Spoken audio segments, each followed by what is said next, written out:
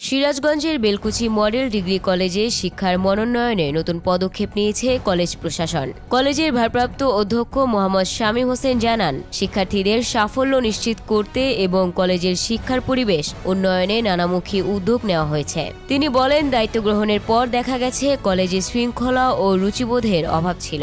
ছাত্রছাত্রীরা নিয়মিত ক্লাসে উপস্থিত থাকত না। কলেজের পরিবেশ নিয়ন্ত্রণ করা কঠিন ছিল। বিগত বছরে লেখাপড়ার মান উন্নত হয়নি এবং পরীক্ষা ছাড়াই 100% পাশের ব্যবস্থা ছিল। এখন সেই প্রথা বন্ধ করে শিক্ষার্থীদের প্রকৃত সাফল্য অর্জনের সুযোগ দেওয়া হচ্ছে।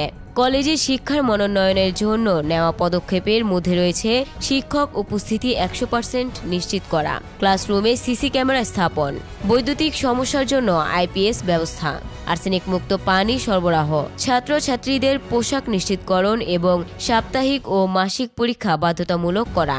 কলেজের সভাপতি ও সিরাজগঞ্জ 5 আসনের ধানের শীষ প্রতীকে মনোনয়নপ্রাপ্ত আমিরুল ইসলাম খান আলিমের নির্দেশনায় এসব পদক্ষেপ গ্রহণ করা হয়েছে।